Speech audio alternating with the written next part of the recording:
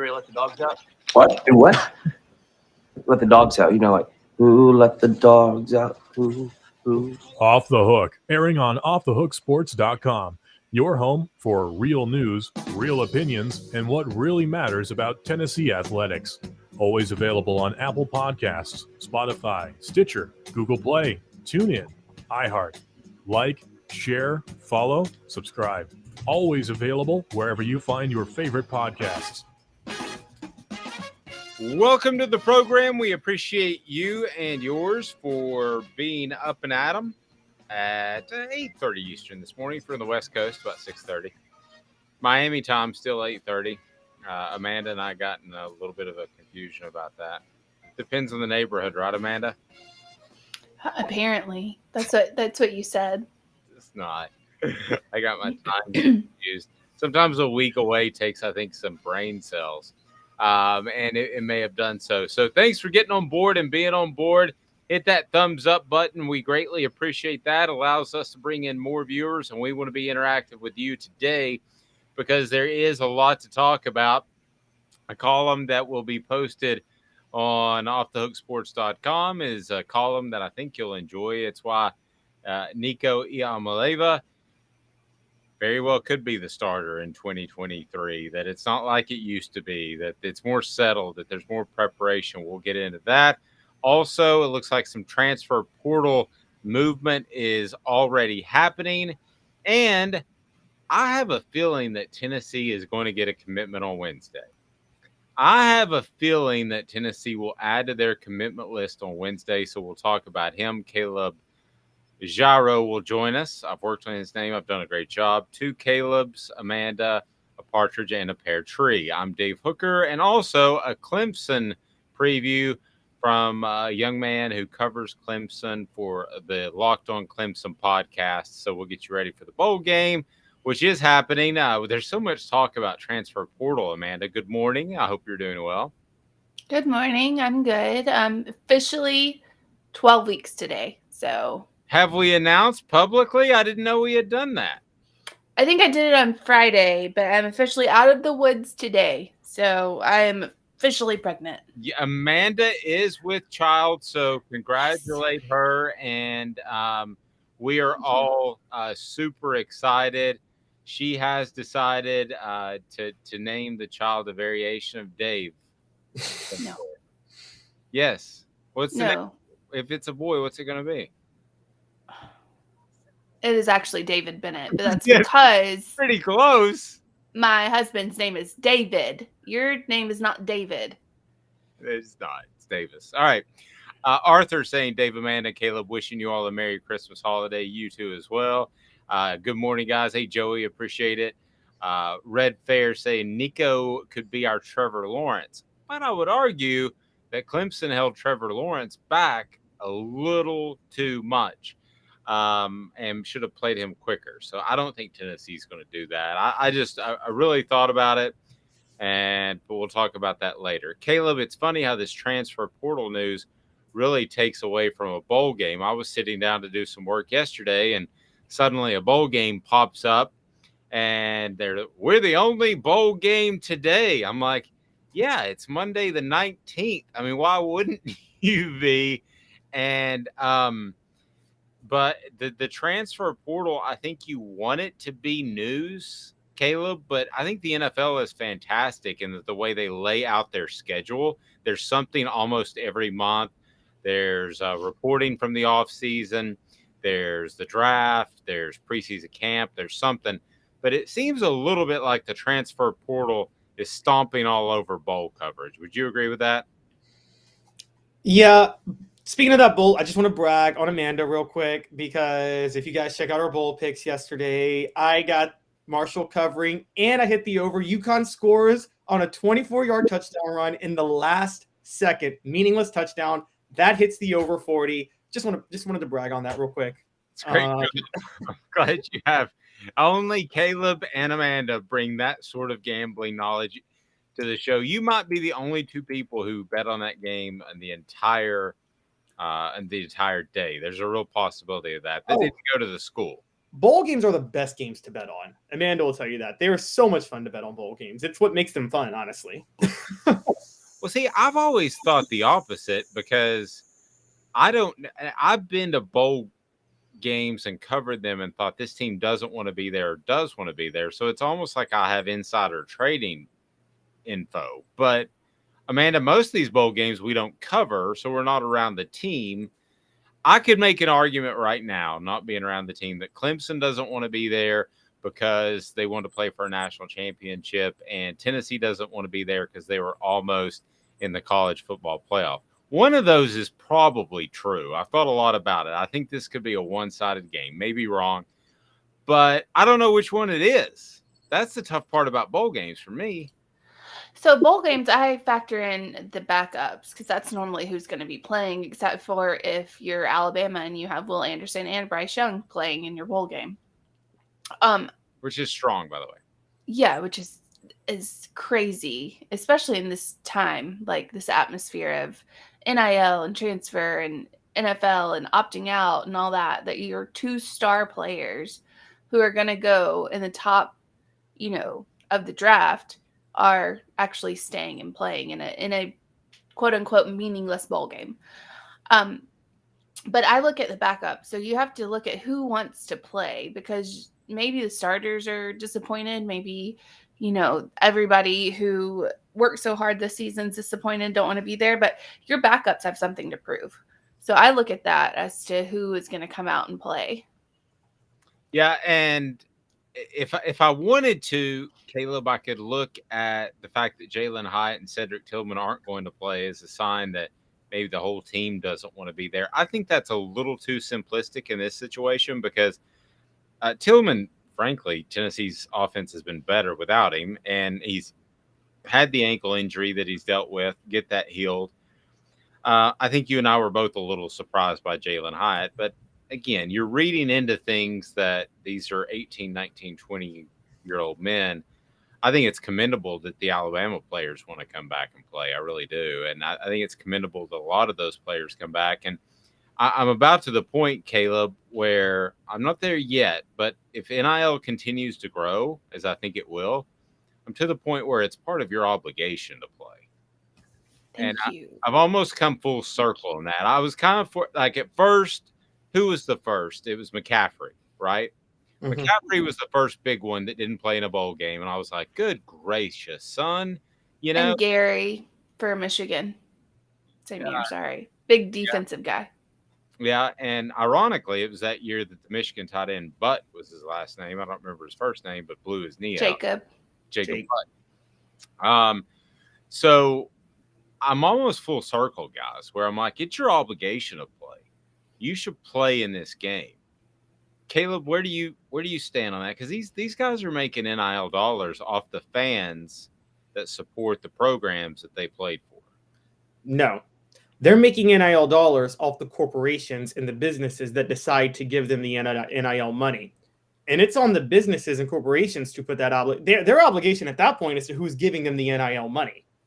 And so I actually don't agree. I think that, for instance, Jalen Hyatt opting out, I think it's good for everybody that Jalen Hyatt's opting out. I think it's good for Jalen Hyatt to focus on the draft, but I think it's good for Tennessee. Tennessee needs to know if Jalen Hyatt's not going to be back next year and you're Tennessee, wouldn't you rather these bowl practices be able to get like Squirrel Wright more first team reps so you can figure out what he's doing and how well he's playing? Well, if you're giving me the choice between scoring 50, which I'm so over that saying, on Clemson and having a big day to help in recruiting or playing my younger guys, I'm going to 50.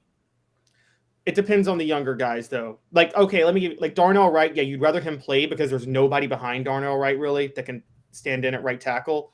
Jalen Hyatt, I think this offense has proven that oftentimes the weapons are kind of replaceable to a certain degree. And I think Squirrel White has kind of shown that if Tennessee doesn't score 50, it's not going to be because Jalen Hyatt's not playing. It's going to be because Joe Milton's not throwing the ball well. And so I think that I get the point. This is a unique console. This is a unique bowl game in the sense of it's one that actually does matter because Tennessee and Clemson are both jockeying for better recruiting positions over who's the better program long term. That's usually not the case. It's kind of funny because this could be a reverse of the 2003 Peach Bowl. Dave, you talked about inside information on wanting to be in a bowl game. I'm guessing one of your references is Tennessee 2003 did not want to be in that Peach Bowl against Clemson. No. Was very upset about not going to a BCS Bowl. And just, I was in Atlanta watching that game, funny enough. And I never saw defense more confused in my life. And it could be reversed this time where Tennessee's more excited to play in the Orange Bowl just because Clemson is a little disappointed about not being in the playoff. Could be. I want to bring our own Caleb Jaro. How am I doing on your name? Better? Caleb Jaro? Close enough. You're Close getting a little enough. more French every day. That's a little more French. Today, the Down and Dirty at 30, and Caleb joins us. We're going to talk a little bit of recruiting because Tennessee's about to have a commitment come up, I believe, at least an announcement day. The Down and Dirty at 30 is brought to you by our friend Zach England, the best personal injury attorney in Chattanooga.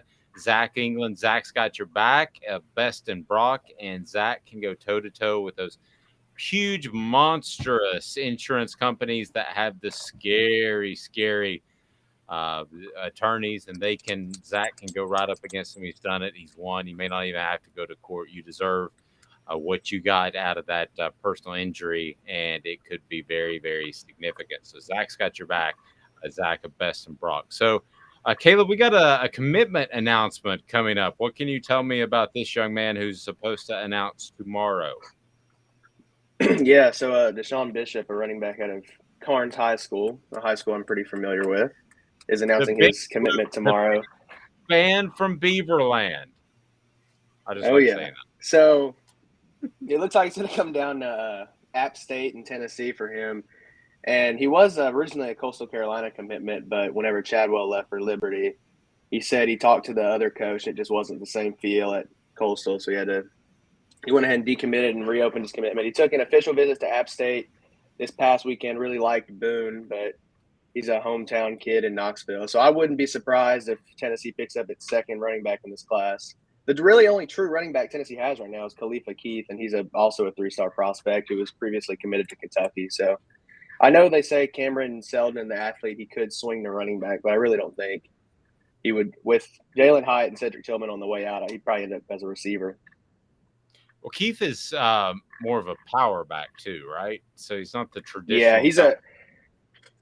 Yeah, Keith, when he comes in, will probably be more of a power back because if you think about it, they'd have put Princeton Fant in on goal line situations this season. There really wasn't a running back they could put in that would get them that 1 or 2 yards, on the goal line or like a 3rd and 1. So I think Keith will provide that extra push next season. And Bishop, whenever you look at him on paper, nothing really stands out at you, like 5'10", 200 or so pounds. But he's the second. He has the second most yards in Tennessee history.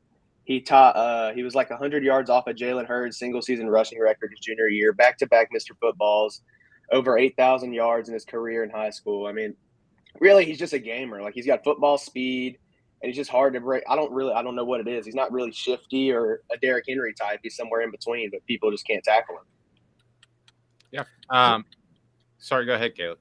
Yeah, so Caleb, I wanted to actually switch gears on another recruit. I wrote a column yesterday because I'm speculating on something, which is Jordan Phillips entering the transfer portal.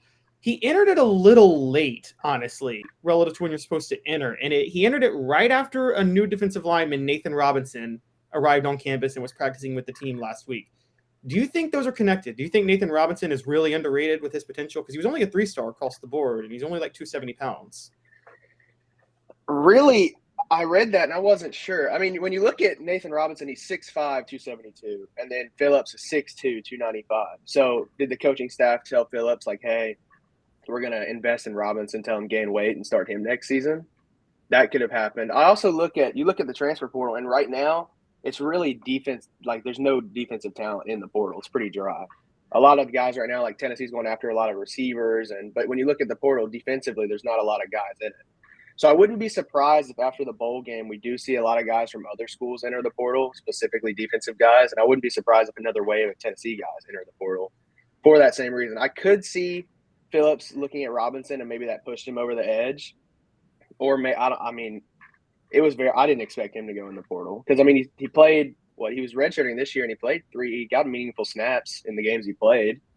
So I was surprised with that as well. I could see that. Maybe they told him Robinson would project. I mean, he's the number 16 prospect in Tennessee, and he's got a lot of weight he could put on, but that was pretty surprising.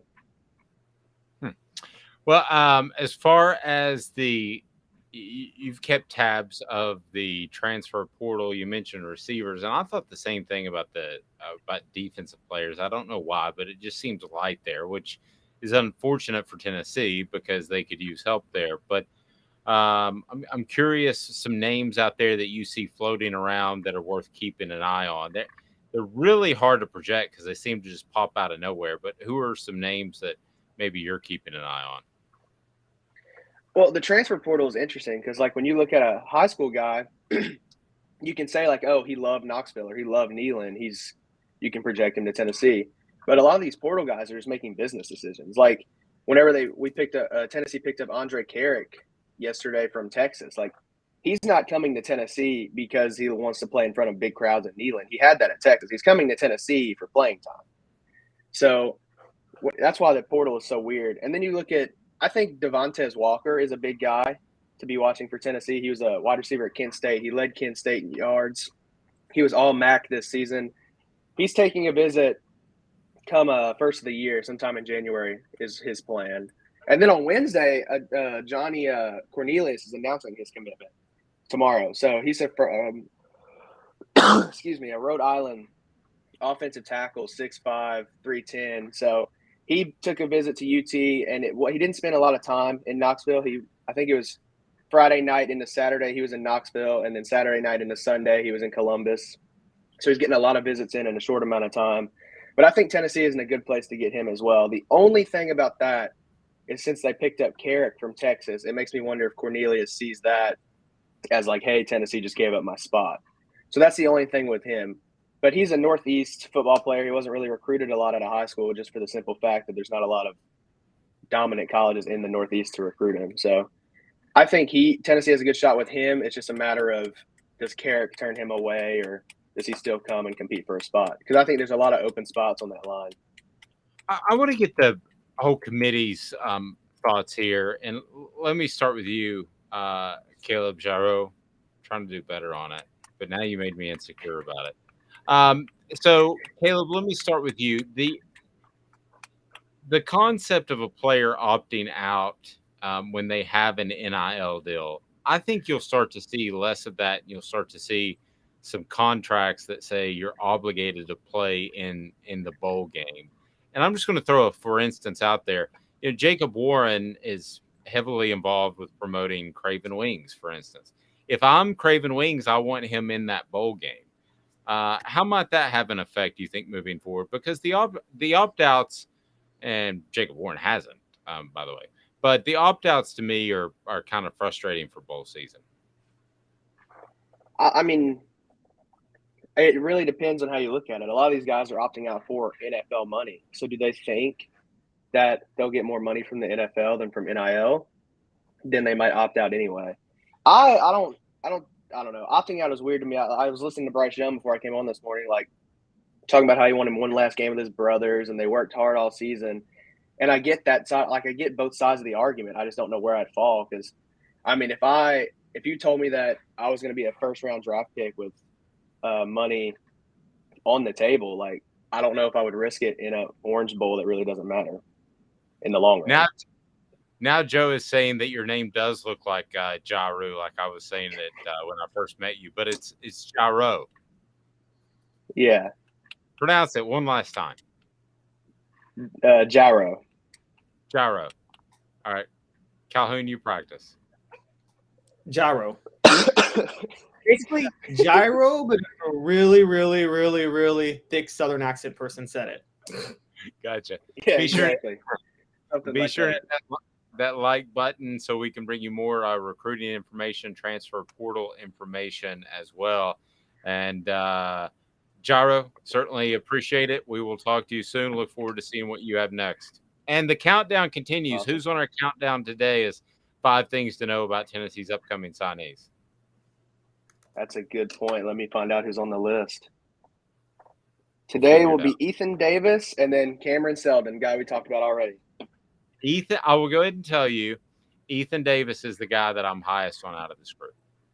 I think he will be a no-name for the first year, maybe year and a half, and then I think his athleticism, from what I've seen, explodes onto the scene by his junior season at the latest. There you go. That's my thoughts. Even That's more than Nico. I like more about him. Even more than Nico, who can do push-ups. I like Jordan Matthews personally. He's DB 6'1", like 184. He's already like day one could put in time, and he's a sub 11 guy, so like his speed is just crazy. And I mean, he had Texas, LSU, and everybody else calling his name, and he came here to Knoxville. So good deal. That's my guy. Everybody's practicing on your name. Somebody will eventually get it right. I know. Yeah. Thank you. I appreciate that.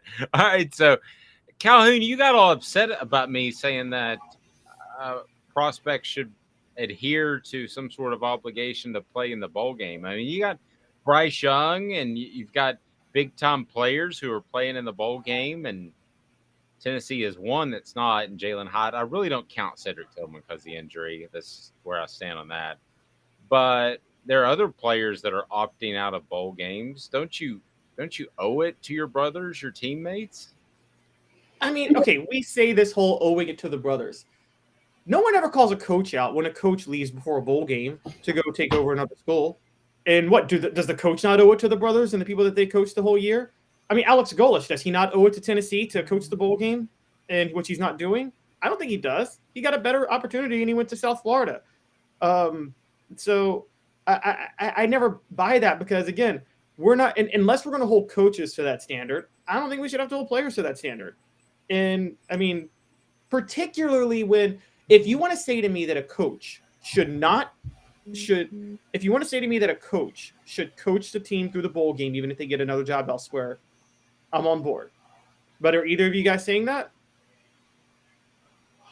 Repeat your question.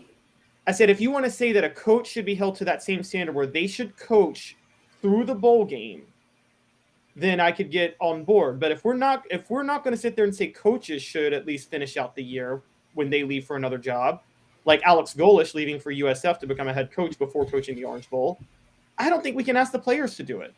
Then call them professional athletes. Then stop calling them student athletes. We basically do players. Athletes. Yes, well, players should also stop. You stop giving them the benefit of the doubt. You are able to publicly, not attack them, but criticize them publicly now. If they are professional athletes, that's what they are. So coaches are professional coaches. They get paid to coach. So if these players are getting paid to play, then the players should play. It's not a coach's job to, if it's in his contract that he has to do the bowl game, he has to do the bowl game. Players, on the other hand, coaches don't come out and say, oh, these are my brothers, these are this, these are that. No. Players are the ones that are coming out and saying, these are my brothers, we're in the trenches together, blah, blah, blah. Wait, I'm peacing out, heading on out. So there's a difference. I mean, the coaches do that, though. The coaches are the ones that preach to the players. Y'all are in the trenches, and I'm leading you guys through the trenches. And again, I'm with you. For the record, Amanda, I think we both agree. I think once NIL started, it's fair game to publicly attack college football players now. Full stop. You guys get paid. It is perfectly fine for me to call Jeremy Banks super thin-skinned and pathetic for what he did for costing Tennessee a shot at the playoff. I have no problem going as way harder at him than I would have gone a year ago or 2 years ago or whatever. But my thing is, again, if you want to say the NIL, this is on the people who give the NIL money, which is, if you want them playing in the bowl game, then the companies that give them the NIL money should require that they play in the bowl game. They're not allowed to. They're not allowed to. Well, the companies that are giving them the money are funded by the fans. That's who they're marketing to. I mean, and they're not allowed to set, not saying restrictions. They're not allowed to. It can't be performance based. So you can't say you have to play in a bowl game. Performance based with NIL. Exactly. It cannot be. NCAA set that rule. Well, you cannot be performance based. Couldn't you say participation based? Yeah, no. like okay. That's why the kid from LSU was able to take all of his NL money and That's right. peace And he out. didn't even play He Miles didn't Brennan. play a single snap. Yes, because you're not allowed to set a performance based. You're not allowed to say you have to play in such and such game because But my thing is like injury and all that stuff. Okay, but even still, like, look again, like I would say that like coaches, again, they are paid to coach until they leave. So I would say that coaches, and now some coaches do, to be fair. When Jeremy Pruitt was hired at Tennessee, to Jeremy Pruitt's credit, he coached Alabama through the playoff because he's like, I want to stay with Alabama.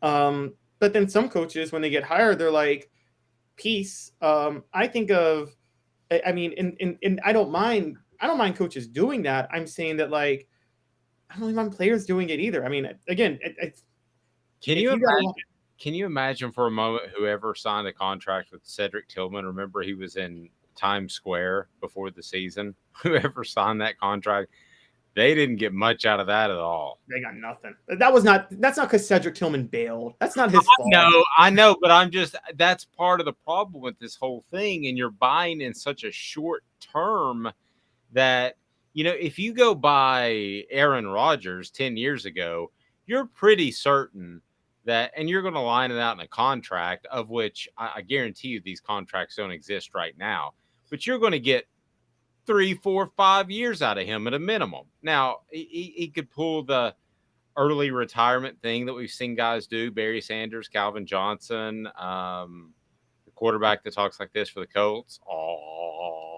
What was Andrew Luck? Andrew Luck. Yes, I mean, Andrew Luck could very well pull a quick retirement, but then he doesn't still get that money. So all this money, the way we've got it worked out now, is paid up front, and then I hope you have a great year. Y'all are asking for regulations to protect the corporations from themselves. The whole point of a business and a corporation is you make an investment and you take that risk. No, that's capitalism. I'm definitely no. I agree. No, because I did that. I definitely agree that there should be no regulation on it. I don't mind telling the story with Jacob Warren and Cooper Mays, who are on our YouTube page. I simply asked the question. I said, I'd like somebody who can talk, who's a good person, and is not going to get arrested and is going to play. And that's what I looked for. And certainly one of them could have gotten hurt early in the season, and those Sunday interviews would have been brutal. I mean, it would have been brutal to talk about a guy, how, hey, you blew your ACL yesterday, you're out for the season. And then I don't know what business-wise thing we would have done moving forward, but I don't want regulations on it. I do think I think a lot of these marketing companies that are representing players, and I think a lot of these corporations, Amanda, they got to get some things figured out. They got to get some things on paper, because this past year was the wild, wild west. Yeah, if you're going to pay me my entire salary for the year in January, then I'll take it. But I think you would expect me to play, or at least to work somewhat. I mean, that's an investment that a corporation is making in me and my salary, but you don't do that. That's not real life. You don't just get handed as sums of money to start out and just, here you go. If you do good, you do good. If you don't, you don't. But you still get paid the same amount. No, that's not fair. Like, they should be able to say, you have to play in such and such game. Like, you have to play this many games because we're investing in you and we're investing in seeing you play. So I don't think that you should be able, as a player or as anybody in the free market, you shouldn't be able to just say, and some of these players are getting millions, some of them are getting hundreds of thousands, whatever. Here's this, $100,000 for this season. Do what you want. Good luck. That's not okay. That's not okay. You should have to have some kind of performance. Like, you should have to be able to be made to go to certain games or play in certain games. And the bowl games are for fans. And yes, it's corporations that are buying that are basically buying these players, but the corporations are funded. They're probably fans, if we're going to be honest, because no company who is in Knoxville who's not a fan of Tennessee is going to just throw NIL money out there for no reason. 2-minute break. I want to remind you that thanks to video teleconferencing, you can get the absolute best investment advice, and it's GIAplantoday.com. Guardian Investment Advisors, GIAplantoday.com. Back in 2 minutes, and Luke Winstel will join us with Locked On, and he's going to give us a preview of the Clemson Tigers. So looking forward to that. Hang with me. 2 minutes, GIAplantoday.com. Has risen to the highest level in over 40 years, according to the April 2022 U.S. Inflation Calculator. Will your investments provide you the income you need in retirement? Are you losing purchasing power of your savings due to inflation? Simply stated, if the cost of goods and services are 8% higher and you're only earning 4% in your investments, that money buys you less of what you need. Right now is the time to act. Call Guardian Investment Advisors today. Hey folks, Gary Viles here. I want to personally invite you to North Knoxville's newest sports bar and restaurant. It's Big Orange Phillies, located in Black Oak Center. And yes folks, it's happening in Halls. Big Orange Phillies offers family-friendly environment with homemade meals and the best deli-style subs around. Billiards, darts, jukebox, shuffleboard, and cornhole, and a full bar. We also offer valet parking on weekends and during special events. We even have a covered back patio. It's happening at Big Orange Phillies. We want, we need, and we appreciate your business.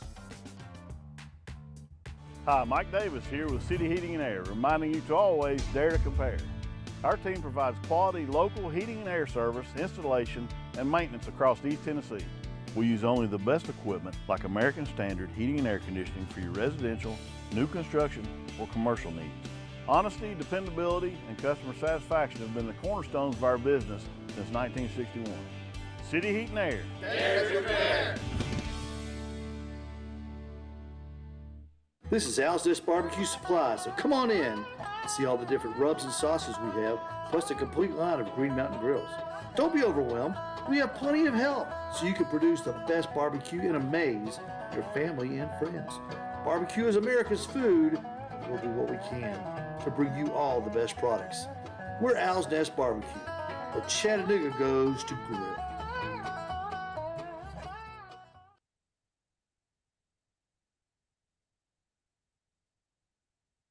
Got cataracts? We can fix that. Never miss another moment. With a little help from Doctors Campbell, Cunningham, Taylor, and Hahn at cctis.com.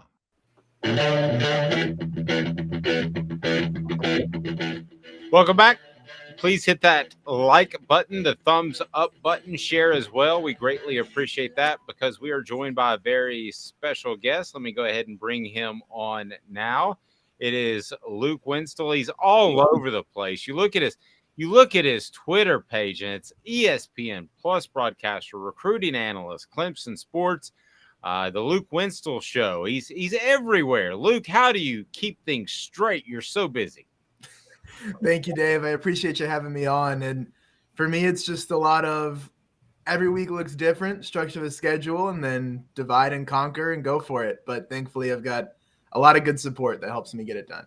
There you go. Luke's appearance brought to you in part by ZulBeer.com, XULBeer.com. Zul Beer is worldwide award-winning craft beer and the official craft beer of Off the Hook Sports. So, Luke, the million-dollar question when I go into bowl games, and I've covered quite a few, is always, does this team want to play?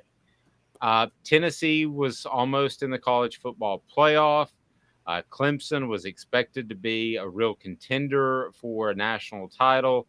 So when you look at it from Clemson's perspective, I could make arguments that either team doesn't really want to be in the Orange Bowl. What do you think of Clemson's desire? I would say the mood gauge for me right now is this is a team that wants to be there. Of course, it's a different situation. There's some things that you have to factor in, like Miles Murphy won't play in the game for Clemson. They have a deep defensive line group, but that is something that will impact it.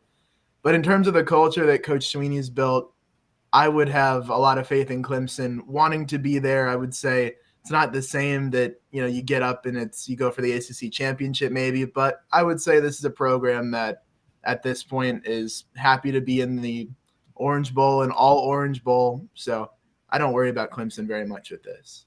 Can we go ahead and get this one stupid thing out of the way? Because Sure. you had Dabo Swinney say, and then you got Tennessee that's at home flipping burgers. All he meant is the system is messed up to where some people stay at home, some people have to play a game. That was the most overblown story that maybe I saw all year. I didn't think that was a shot at all. Did you? I don't. And here's the thing that I very quickly learned covering Dabo Swinney press conferences. He speaks his mind, and we sometimes in the press room joke about, Coach Swinney will usually take a shower before the press conference, and we joke about how, he's probably in there coming up with his analogies. He always drops one or two or three, and of course, Dave, we love it because we get to, quote him on Twitter and put out, some funny stuff. But he will have moments like that in pretty much every post-game presser where he says something that makes some analogy, and they don't usually get overblown. But that one, because of it, as you mentioned, being such a hot topic, it's something that, the championship weekend is something that people really debate about. So his voice really got thrown in there, maybe not in the way he intended.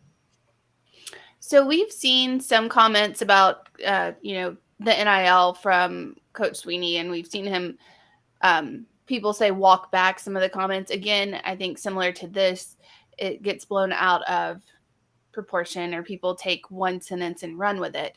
What do you think his feelings are on the NIL, and what is he really trying to say? Yeah, Amanda, it's a good question. So I think we all remember those quote graphics that went around back in 2021 of the if NIL happens, Coach Swinney maybe is not the guy for that. And you've seen Clemson in terms of recruiting. They've missed some guys. That's one thing I've looked at. They've missed some NIL players. They have had some of those situations where I think, man, are they going to get into it? When are they going to get this figured out?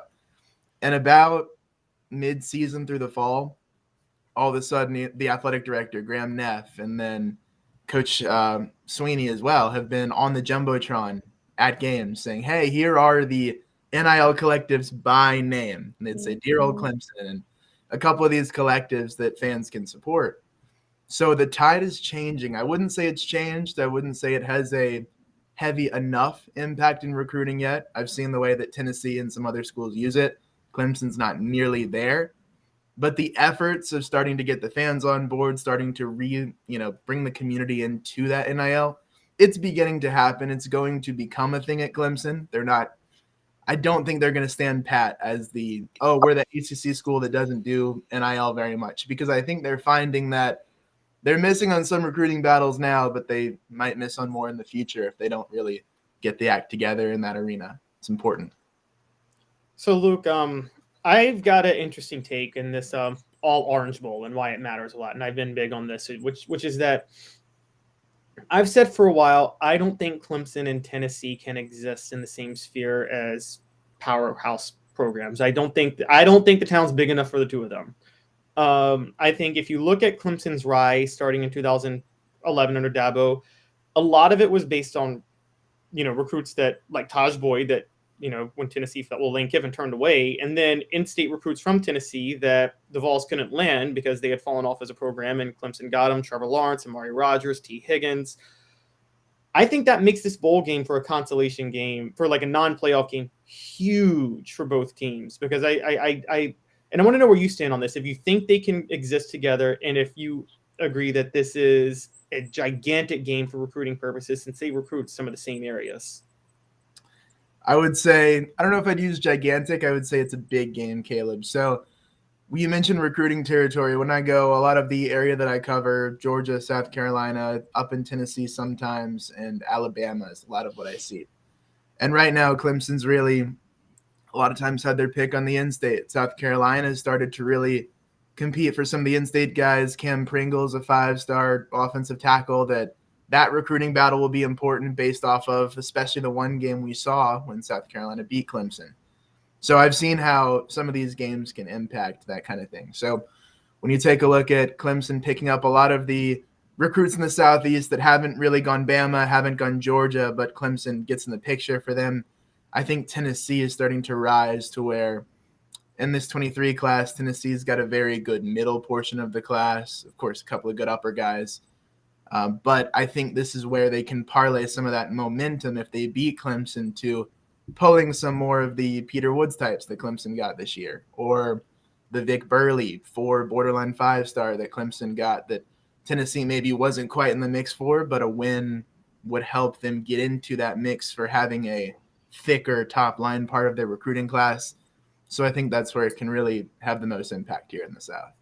Were you at all surprised by the amount of success that Clemson had in particular the East Tennessee area when you're talking about Amari Rogers and T. Higgins? A lot of those battles came down to the wire, and I thought Tennessee would win some of them, but it seems like Clemson there for a while just was sweeping the deck. Yeah, and the thing with Clemson, especially pre-NIL, their recruiting was really a well-oiled machine. You talk about under Venables and Coach Elliott, and some of that process where Clemson could just walk in and have their guy. They have this thing where they don't recruit a lot of guys. They offer usually around 100 right now in terms of their classes and really push hard. And especially when Clemson was winning those titles in 16-18 or the 6-year playoff run, when they went all out for a guy, they were getting them. They're not seeing that as much right now, but at that point in time, it was one where, my boss would describe it of if Clemson really went swinging for somebody, it was a very high chance they'd pick them up. They just really had that down. And the tides changed a little bit, but I'm not too surprised they're able to go in and win those battles, given the state of the two programs. Yeah, Tennessee had a guy named Butch Jones. He went swing and he missed everything.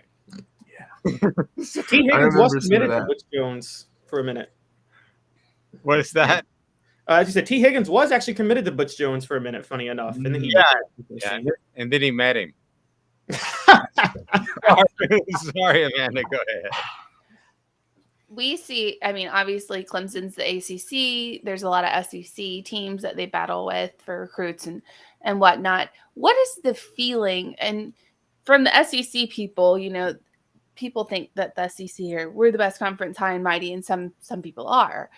How does Clemson feel about the SEC?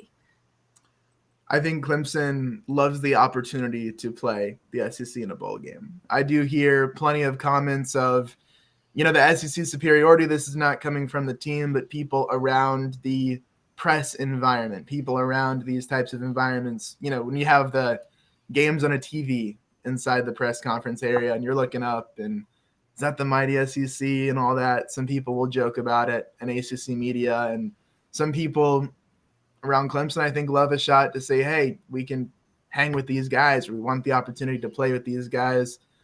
There is some sentiment from fans around the program of if Clemson played in the SEC or if Clemson played in a different conference, that they'd be judged by a different standard. So if you lose one game, you wouldn't drop 2 out of the top 10. For example, from 4 or down to 9 from 4. Maybe it'd be a shorter drop, like what Tennessee had from 1 to 5. So there's some of that from fans of like, if we were in this different perspective, we think we'd be judged differently just because we're in the ACC. It's a different standard. And some people have trouble with that. My stance on that is, hey, you're in the ACC, you got to win your games. You got to go, you can't lose more than 1 to be a top team. And it's just how it is. You have to know you're on that standard and you have to go win your conference or else the college football playoff is probably not going to happen. Cade Klubnik will start for Clemson. And I'm just curious, if you were Dabo Swinney, when would you have benched DJ Uiagalelei?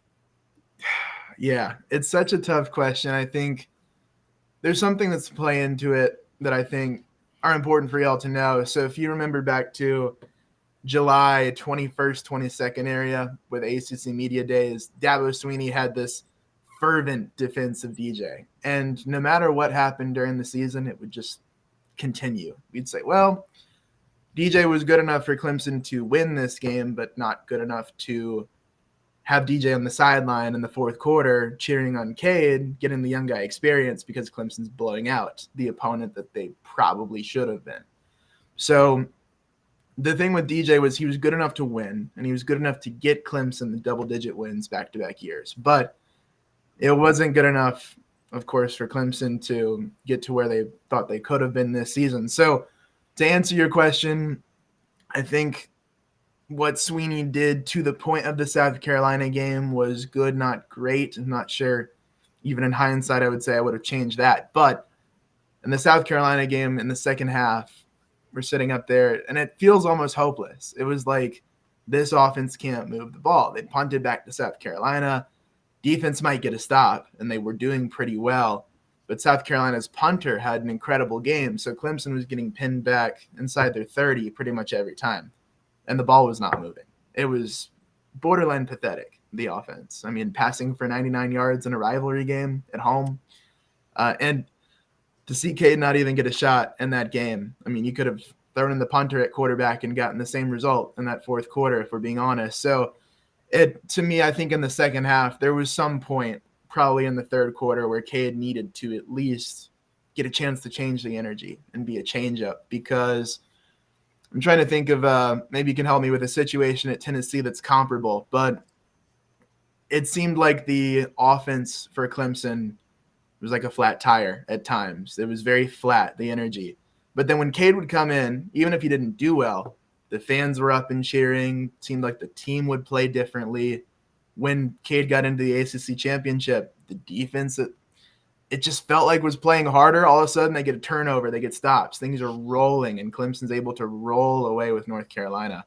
So when you look at the energy change, even just to give Klubnik a shot to do that, to shift, to be a second pitch, as Coach Sweeney said, that should have happened probably in the third quarter against South Carolina. And that might be the difference between Clemson being in the playoff or being the number 5 team, or, you know, the odd man out. And that could have been a big deal, that quarterback management. As far as defensively, we came into the season thinking that Clemson's defensive front was going to be one of the best in the nation. And it still was. But there were injuries there. There was a personal issue there that they had to deal with as well. So as far as this defensive front, you mentioned the opt-out and this defense in general, what do you see? Where should Tennessee be concerned? In particular, the defensive backs, as you know, Tennessee's going to try to attack. Definitely. So I think it's an interesting matchup for Tennessee. And when you break it down, there's some things like maybe a couple of games ago I would have told you, hey, Nate Wiggins has had a decent season, but he's someone that Tennessee could pass on. He was locked down, made a lot of plays in the ACC championship. So he's coming in a little hotter at corner. I think for Clemson, their DBs are good, not great. That's been a lot of the MO this year of, hey, these guys will make plays. You'll have a pick or two, or you'll have some big breakups, but it's nothing that for Tennessee I would say, oh, you can't pass on this team. Like that's not a thing. But defensively, I would say Clemson's linebackers are very much improved between Barrett Carter, who came from Atlanta, Georgia last year, played a little bit in his first year at Clemson, but this year's had a breakout year. I think nationally, some people are catching on to it. A lot more people are about to catch on to what Barrett Carter's put together. And Jeremiah Trotter Jr. has been fantastic. The linebacker that is everywhere. Some of his stat lines have been very impressive. So those two guys have really stepped up behind the defensive line. The front seven has improved as a unit. Seems like under defensive coordinator Wes Goodwin, they've come together. So the thing I'd worry about with Clemson is their depth in terms of pass rushing. If you're going to have Joe Milton or your quarterback sit back there and try to deliver some heat downfield, just know that Clemson can bring some heat. Brian Bresee looks like he'll play and might even be a candidate to return, given he didn't have a great season. There were the personal issues you mentioned. There were also illnesses involved, injuries involved. So Bresee is one that can really bring the heat up the middle. You don't have Miles Murphy off the edge if you're Clemson right now. So you've got some of your guys like Rook Ohoro that can get in, and he's going to be a Senior Bowl player. KJ Henry, he'll be in the Senior Bowl. Tyler Davis was an All-American. So the ability for Clemson not just to pin their ears back and go off the edge like you've seen in the past, but to really bring some heat up the middle, I think is where you start to worry if you're Tennessee and just have to really account for that pass rush coming at you the way that Clemson's able to bring it.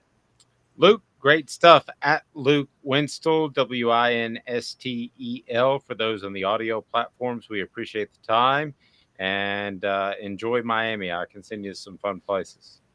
Thank you very much, Dave. Appreciate it. Thank you, buddy. It's Luke Winstel again. You can follow him all over the place. He's Clemson Sports, at Clemson Sports, the Luke Winstel Show. He's everywhere, so does a great job. ESPN Plus broadcaster as well.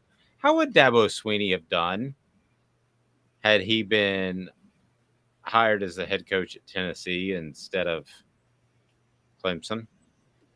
2009? 2009. Pretty good. Let's see. Well, I'm trying to think of the landscape of the SEC East at the time, because you had Urban Meyer was Urban Meyer, yeah, but Florida was on. That was the last year with Tebow. They were going downhill.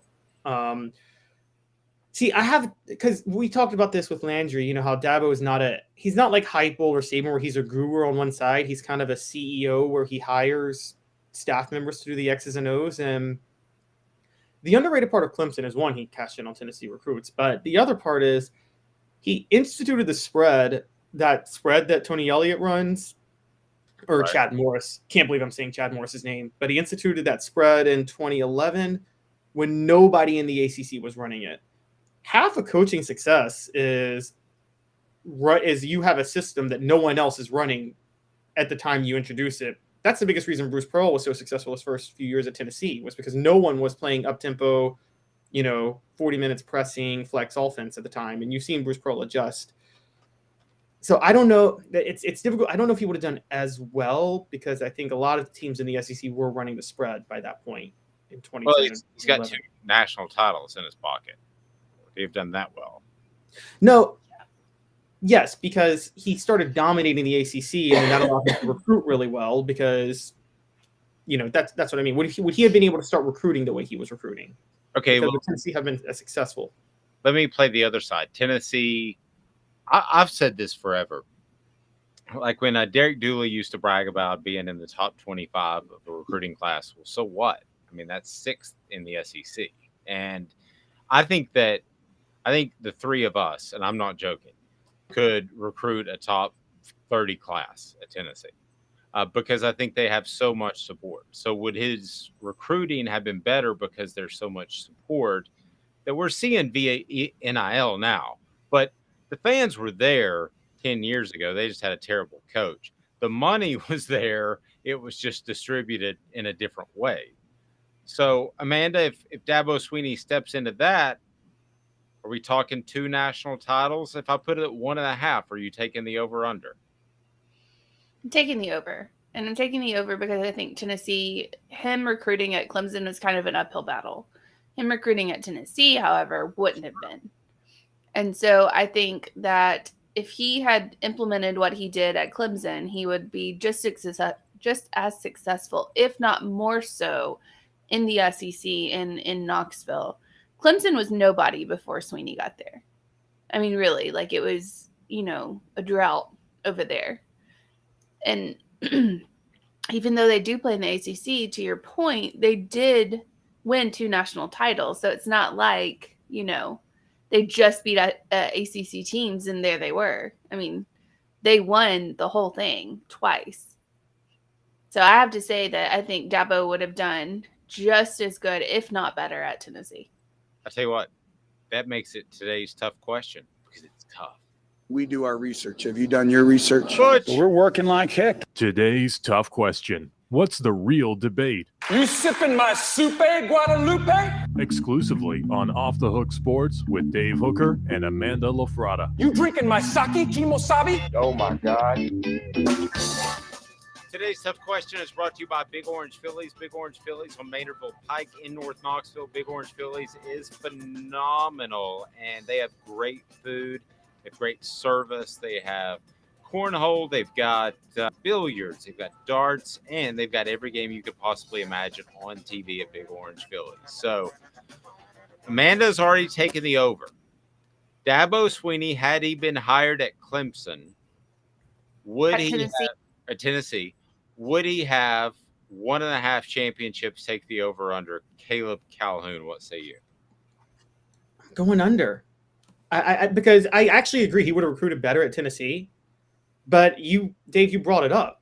Recruiting better in the SEC still is not like if you have a top 15 class in the ACC, that's a top 3 class in the ACC. If you have a top 5 class in the SEC, that's barely a top 5 class in the SEC. Or sorry, top 5 class nationally. So I think relatively, like in 2011, Tennessee would have played Arkansas, Alabama, and LSU, and those were the 3 best teams in the country. That was on their schedule. All 3 teams would have been better than Tennessee, no matter how Dabo Swinney recruited that year. And all 3 teams were better than Tennessee that year. And I've broken with a lot of people on this. I think NIL changed it, but I don't think Tennessee was that easy of a place to recruit at relative to other SEC schools in the 2000s and the 2010s. I think the worst thing that happened to Tennessee was Georgia getting relevant again in 2001. Sure. No, I totally agree with you on Georgia, but I think you could have a good class with anybody, and Butch Jones and Derek Dooley proved that. I think to have a great class, you have to be a great recruiter. So I want to take the over so bad with Amanda, but I just think 2 national titles is a big, big thing. So I'm going to take the under. I think he has a great amount of success. I think you still got Nick Saban that you've got to play each and every year. Then you've got Georgia that you've got to play each and every year. So I think the challenge is much greater. There was one of those playoff runs, and guys, I can't remember which one. Maybe you do, Caleb, but I just looked at that Clemson team and I thought, man, they are noticeably fresher than the other team they're playing. And I think part of that's going through the ACC. I think part of that is being able to sit your guys. Tennessee was in that position to be able to sit their guys at halftime for a lot of the games this year, but that's not the usual in the SEC, but it's the usual at Clemson. So I wonder how much that helps to keep guys fresh long term. Caleb, I think it helps a lot. I agree, it helps. And we also have to remember that Dabo didn't start recruiting Dabo level until 2015, after Clemson had already been an 11-win team regularly in the ACC. They would not have been an 11-win team regularly in the SEC. Wouldn't have happened. Would have been impossible. For the record, no coach could have done it at Tennessee from about 2009 to 2014. It would have been impossible. Go ahead and click that thumbs up button, because I got a feeling you're going to like what I'm about to say, and I got a feeling that a lot of Tennessee fans will. I see a lot of similarities between Dabo Swinney and Josh Heupel. The one glaring one is that clearly Heupel is the offensive mind. Okay, Dabo Swinney was not the offensive mind nor the defensive mind. He was neither. He, like you said, was a CEO. But I think there is an element of belief in a team, a belief in a coach, whether or not it's faith or whatever it happens to be. I think they inspire that as leaders, as people. And the other thing is not this exact same way, but I think Tennessee is ahead of the curve offensively, while you said, and you're correct, Clemson's ahead of the curve. So am I stretching it to say there's a bit of a comparison there, Amanda? I think you're stretching it. That's fine. I'm sorry. You I have think to you're do that. stretching it. I think I see Heupel as more of a Saban-esque type, where he is very, very proficient on one side of the ball. And he, I mean, you know that no matter what is happening offensively, Heupel's really the guy that's making the calls. Saban's the guy at Alabama defensively that's making the calls. I think Swinney is a CEO type. I think he is more of a, I don't want to say salesman, but almost a salesman. He seems like an honest salesman, for lack of a better term. Heupel's not like that at all. I think what you see is what you get with Heupel. He's very much a player's coach. And apparently Swinney is as well, but I feel like it's more of Heupel knows what's going on the field, the X's and O's, the play calling. And Swinney's more of behind the scenes, like locker room type stuff. Well, would you give me at least, though, that they're players, coaches, and they're ahead of the curve on one side of the ball? How about those 2 similarities? Players, coaches, yes. Ahead of the curve, one side of the ball, not really. Just because of the differences in who they play and where they play. All right, Caleb. Am I just dumb? I 1,000% agree. I 1,000% agree with Amanda on this, in the sense of, I didn't even find, again, he's ahead of the curve relative to the conference he's in.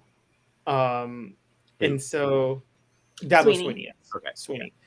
I do agree with the players. I think there was a time and place where Dabo was the players' coach. You're right. NIL kind of changed things a little bit, but pre-NIL, Dabo was the players' coach. He always supported his players transferring wherever they wanted to go if they weren't going to play at Clemson. He just seemed much more fair to them. I think one of the moments that really stood out to me that I gave him a lot of credit for is when the whole standing, kneeling for the national anthem came out. You could tell that Dabo didn't agree with kneeling for the national anthem, but you could also tell he wasn't going to character assassinate. He wanted to have a discussion about it. And I think players who may have even disagreed with him respected him because he was honest about where he came from, and he wasn't going to character assassinate people who came from a different position. And I think I remember that in 2016, and I gave him a lot of credit for that. I think now with post NIL, I think Josh Heupel has taken the Swinney title, because you see Josh Heupel just super defensive of a player's right to do whatever's best for them. And I think that's going to resonate with a lot of recruits and players who see Heupel and say, this guy really cares about me and my future above all else.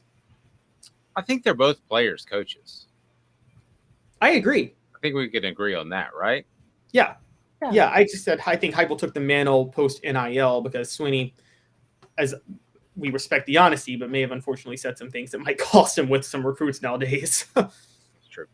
Real estate needs, go to andymasonrealestate.com, andymasonrealestate.com. Don't cost yourself thousands or tens of thousands with a bad real estate transaction. They have over 40 years of experience at andymasonrealestate.com. You will love them. And they have 2 business principles: best price, best service. How about that? Pretty simple. 2 minutes in this day in sports history, and it's a doozy off the Hook Sports. Sun, sand, and salt water, the beach is a very relaxing place. Unless you wear contacts. Ow! Open your eyes to the best the beach has to offer with LASIK vision correction from Campbell Cunningham Laser Center. Hey folks, Gary Viles here, Viles Automotive on Callahan Drive. I've been selling cars here in East Tennessee for 27 years. In that time, I've come to realize it's not about the car. It's about you, the customer. So I'm here to take care of you just like family. Good credit, bad credit, you name it, we can get you taken care of. If we don't have it, we can find it for you. We go across the country to get any vehicle that you want. And here at Viles Automotive, we don't believe in fake numbers. We just give you great deals. And as always, we want, we need, and we appreciate your business. Do you want to own the more that owns every job? Then get to Vassey Lawn and Garden in Cleveland and get you a Toro. I'm David Vassey, here to talk to you about Toro. With a Toro Zero Turn, you'll get more out of every minute and you'll reach the finish line faster. At Vassey's, we like to say, no matter if you're mowing 3 acres a week or 11 lawns a day, homeowners and business owners alike find confidence in equipment they can trust from top to bottom. Vassey Lawn and Garden, Highway 60 North in Cleveland. Man alive, it's worth the drive. This is Steve Rain. I own the Midnight Oil and Michelin Tire Direct service station here in Ottawa. It's not a fancy place, never has been, but it's a clean place with clean restrooms and good folks who work here. We sell gas and fix cars, nothing glamorous, but we love what we do, and we're going to keep doing it for a long time to come. There's not many real service stations left, and that's a shame. We're the guys just like the guys back in your hometown. We'll fix your tire, change your oil, and put a new set of Michelins on your car. If you want a Twinkie, you'll just have to keep on going. Thanks for the business.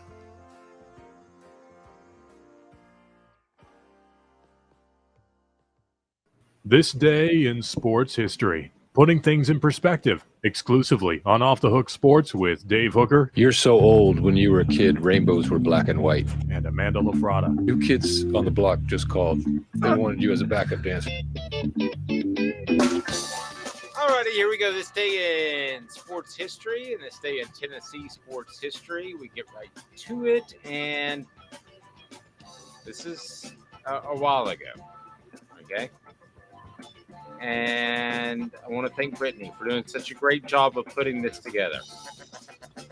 December the 20th, 1978, Tennessee's basketball team took the most expensive trip in school history to that point, traveling to Santa Clara, California, and Honolulu for a holiday tournament, and that's an expensive trip.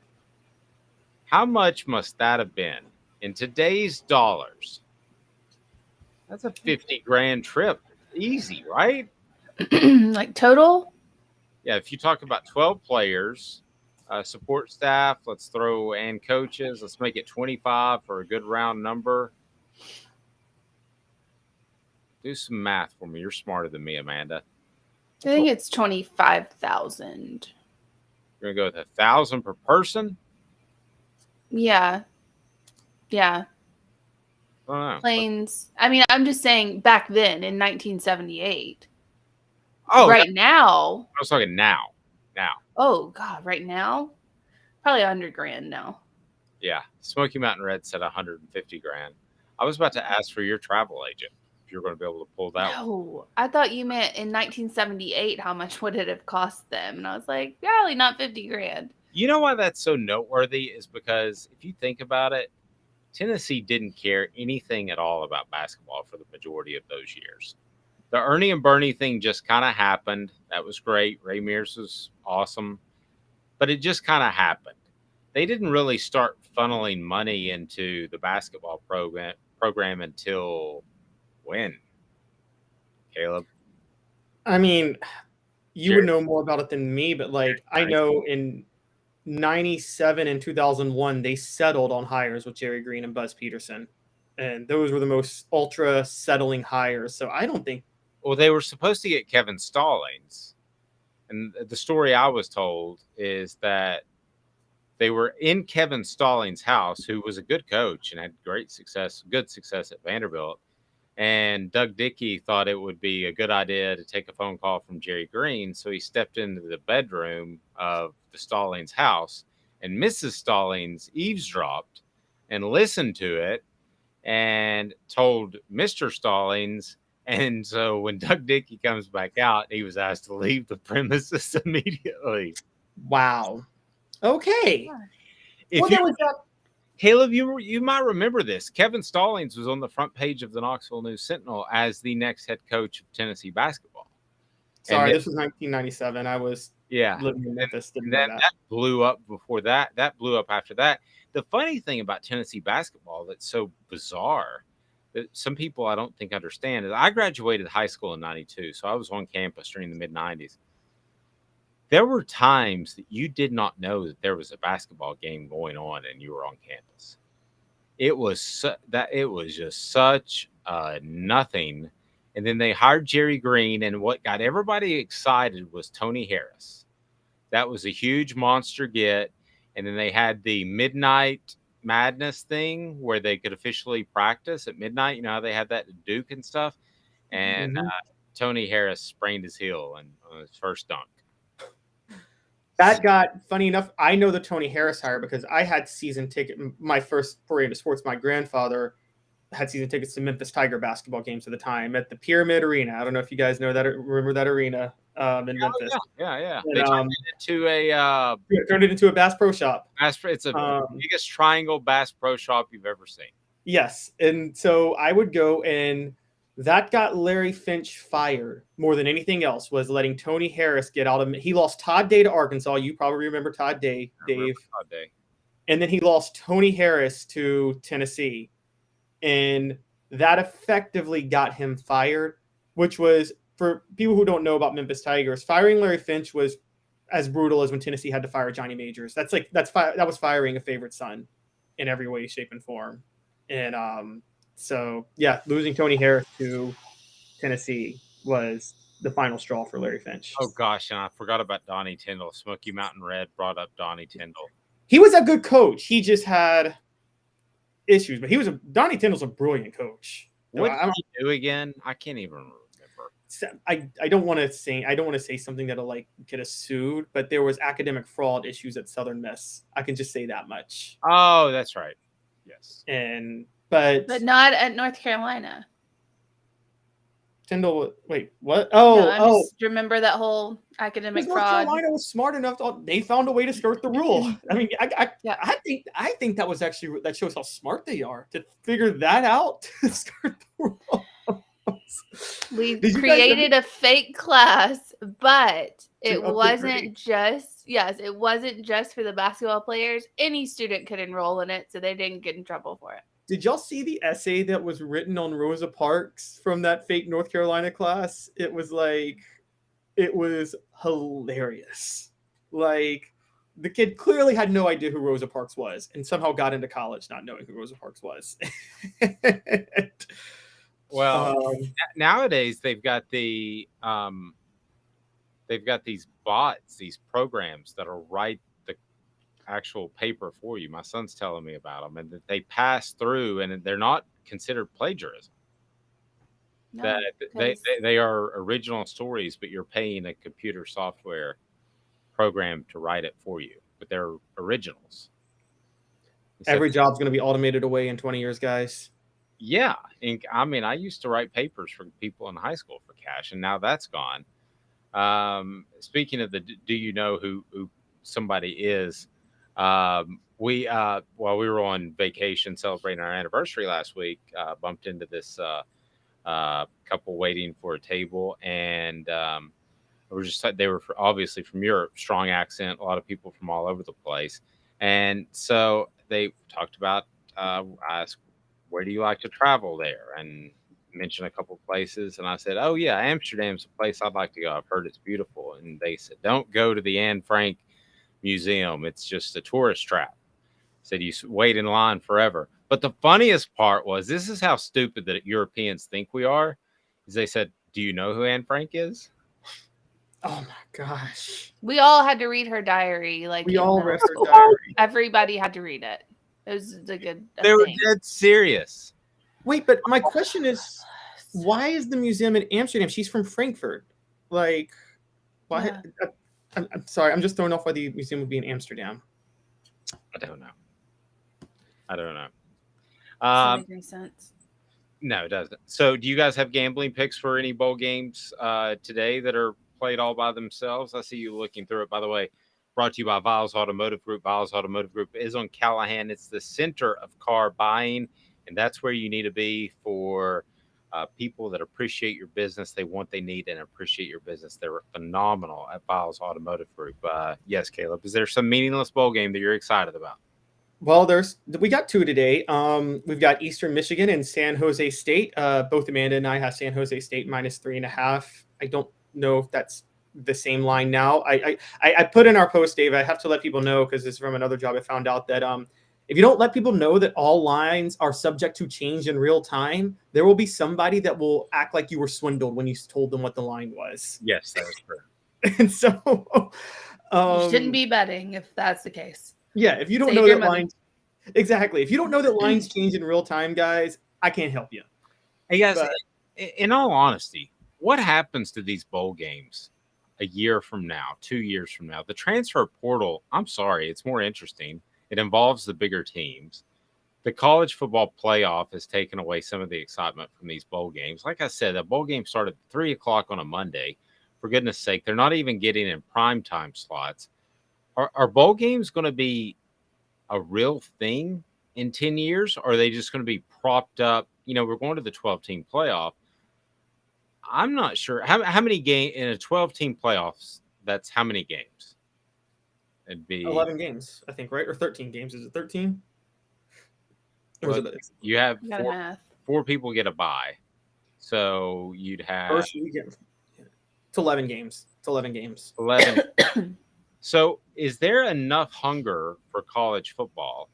I'm not talking about among us, but the general populace, to be excited to see a lot of these bowl games? Yes. After the top 13. Do you think there is? With sports betting being legal, yes. I think that there definitely is enough interest. And what I think is going to happen is they're going to turn some of these bowl games into the playoff games. So instead of it being like the Orange Bowl will be like the, Well, they are doing that. But I'm talking about outside of those games. Yes. Then there will still be, because sports betting is such a big deal now, and it's getting legalized everywhere. So yes, I mean, there's still money to be made. As long as there's money to be made, we'll still be having these games. I mean, the NIT still makes money in basketball. I don't know who watches the NIT, but it's still a revenue generator. So Sports betting watches the NIT. That's very true. Yeah, sports betting probably does. And if you're betting on the NIT, you need to dial a 1-800 number right now. I mean, isn't that a problem if you're betting on the NIT? No, Sometimes some of those those lower- are the best. Yeah. Yeah, those are the best ones to bet on usually. So because a lot of times Vegas doesn't. The best is actually FCS teams because Vegas. This is why they stopped doing lines on FCS. Vegas doesn't get the same inside information on FCS teams that they do FBS teams. So if you know Division II football well, like if you follow it, you can game the hell out of Vegas if there's a sports book that does FCS. Are you talking about yourself, Amanda? No. I You were have pointing at a yourself. thought. Okay. Yes. Speaking of sports betting, did you see the Washington game with the referee? Did you see it? Did you see it? Yes, I had Maryland had an odds boost, so I had a parlay, and I had 2 of 3. The only one I needed to hit was for Washington to win, and that didn't happen because of the worst non-call. That was worse than the non-call on Alvin Kamara in the NFC Championship game a few years ago. No, I thought it was the worst call. He told the wide receiver that he was on. The referee told the wide receiver that he was on the right line, and I mean, he even looked to the referee. The referee was like, "Yeah, you're good." And the moment the play started, the flag went up, and he was a false start. Oh, I'm talking about the play where there was a clear pass interference 2 plays later that wasn't called, which I think we need to start. I think NFL officials still are underpaid. I'm going to be honest. I think we need to pay them better, and then they need to have to start doing their own press conferences after games on why they made calls. I feel like we should be able to see their bank accounts. Yes. I thought it should be a full-time job for a long time, and that's primarily 2 reasons: just to be in shape, and the other is not to put yourself in a situation with your other business where you need extra income. Exactly, and this is.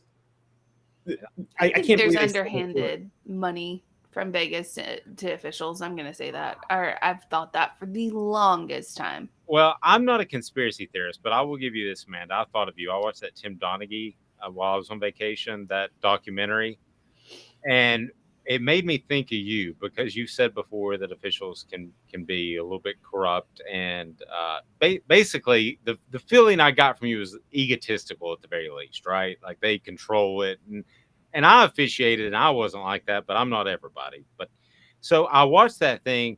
Tim Donaghy actually tried to convince you at the end of it that he didn't bet for his team, that he didn't actually affect an outcome, when the whole 90-minute documentary was about him admitting that he affected it. But at the end of it, he tried to change your mind. And it was just so egotistical. I was like, I'm not. After watching that documentary, I'm on the Amanda side. That, yes, there could be wide corruption of officials. And I Guys, don't there's a reason baseball's rule exists that has Pete Rose banned for life, however you feel about it. This is their number one thing. They say you can cross your little PED line and cheating and things like that, but if you bet on the sport, you're out, because baseball was almost destroyed by the Black Sox scandal in 1919. And even when Pete Rose was like, I was betting on my team to win every night, so it doesn't matter. No, it still does matter, because you're skewing the lines if you're choosing not to bet one day, and you might put in a reliever that you wouldn't put in for this particular game because you have a lot of money. That to me makes baseball the most egregious, even if you're betting on your team. If you put a reliever out there in June when you know you really need him in late August, then you are putting wear and tear on his arm and you don't get it later, but you need to win that bet. Exactly. That's always been the biggest issue. Baseball more than anything. I mean, you're not going to play Michael Jordan or not because of a bet. You're going to play. Right. But with baseball, that's been the one that bothers me the most. I know. So we all agree that Pete Rose should be banned forever. Yes.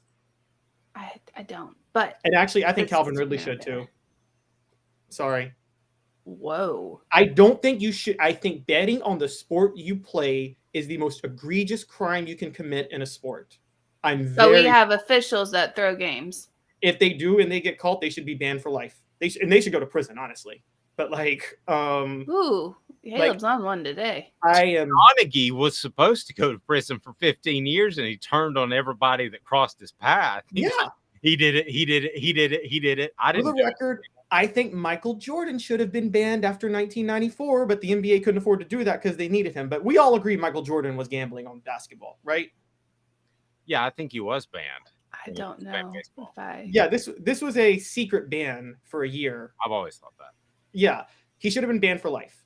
If you bet on the sports you play while you're playing it, you should never be allowed back in the sport. That is the most history major here. Go read about how the Black Sox scandal nearly destroyed baseball, guys. Just read about it. It was really, really, really bad.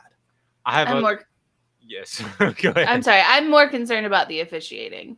I would like to see, and this is how I feel about Congress. I would like to see your bank records. I want to know why you started out, making $100,000 and now you got millions.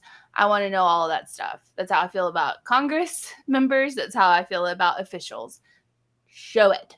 You should have to show it all. Just say. No, I'm with you on that. I mean, I'm with you on banning. I mean, I'm with you on going hardcore after officials on that. We never will because Vegas always wins. There's a reason Vegas always wins. Also, pay the officials. Like we said, make them full-time employees and pay them really, really well to where they have no incentive to start doing shady. They have less incentive. There will still be some corruption, but they'll have less incentive to do shady stuff like this. Still gonna take a $200,000 payout by some, big time bettor. But if you're making $150,000 salary on a yearly basis, are you going to risk a lifetime ban from the sport you're reffing to do it? Well, how many people have been found out doing it? Do you know how it started with the Tim Donaghy thing real quick?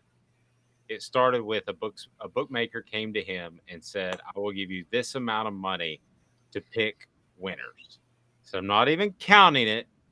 It doesn't bet against you. You don't lose this money if you pick a loser, but you can just look at the officials and the personalities involved. A lot of times officials had agendas.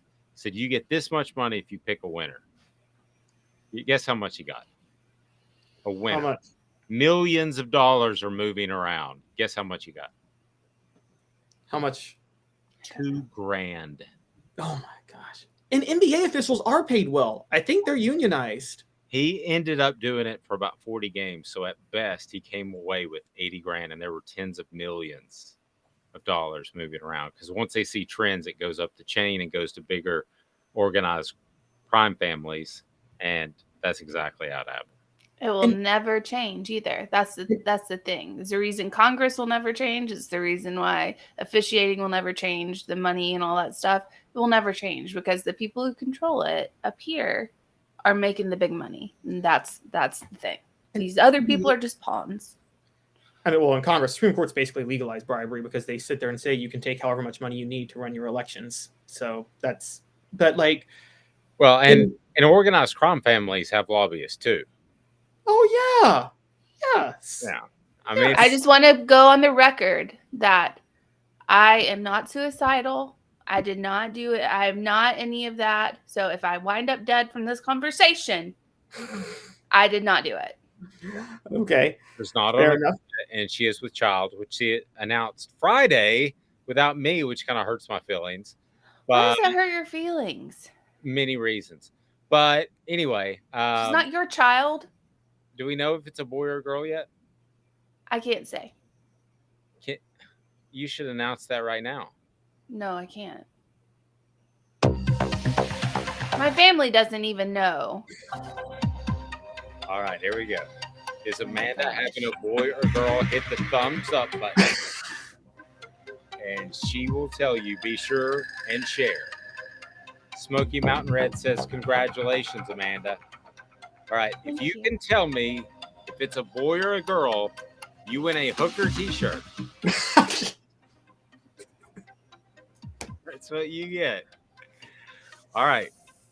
So Amanda and her family or whoever knows does not qualify.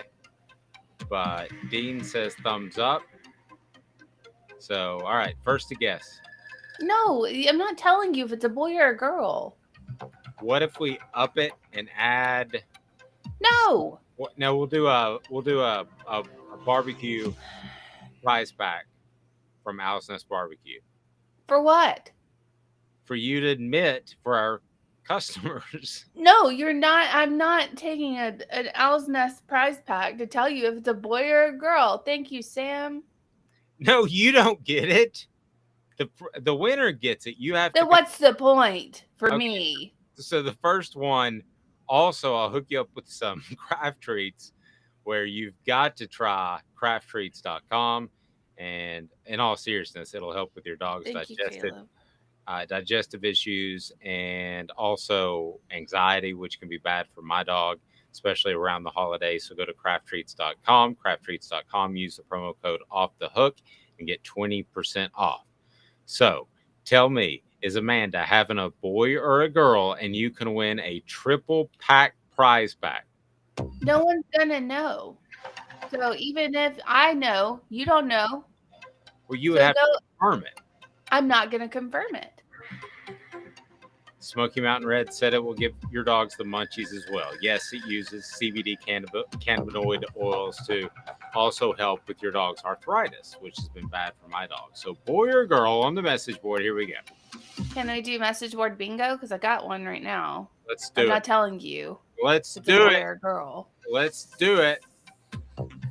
On the La Frada message board, I'm so excited to have a girl. Smoky Mountain Red wins. She is having a baby. He wins. Okay. There's not a La Frada message board, unfortunately, but there should be one. All right. What do we got, Amanda? Dabo was right. F the portal and NIL has killed college football overnight. Okay. What? We would think Clemson automatically, but it's not going to be Clemson, is it? Why would you say it's not going to be Clemson, is it? And ask me. Is that your guess, Dave? I don't jump ahead of everybody? I don't do this anymore. This is Caleb's deal. Amanda, is it SEC? It is, and Smoky Mountain Red beat you to it. Ah, Smoky Mountain Red. Congratulations. Amanda LaFrada's having a little girl, so that's awesome. What? Isn't that what? Huh? He said South Carolina. Oh, sorry. Well, when are you going to announce it? Well, I'm telling my family at Christmas, so. All right, special show, Christmas. Wait, who is South Carolina to talk? They would have gone like 4-8 without Spencer Rattler going off the last 2 weeks of the year. So sorry, just getting back to their message boards. They have no room to complain about the transfer portal. That's why it was a good one. That is why it was a good one. Very, very well played, Amanda. Thank you. She's pretty smart. Little girl. All right. Feel it, sense it. Very Do good. you have a guess, Caleb, on which it is, a boy or a girl? I am staying completely quiet on this. Smoky Mountain Red says South Carolina is on a high and I hate it. It's not going to last long. I promise you that. Have a fantastic day, everyone. We'll be with you at 8:30 tomorrow for Caleb Calhoun, Amanda LaFrada. I'm Dave Hooker, Off the Hook Sports. Check out offthehooksports.com for the latest, a column about Nico coming up. And Caleb continues to churn out the great stuff. And Caleb Giro does a great job of keeping up with recruiting for us. And we certainly appreciate that as the team continues to grow. This has been a presentation of Off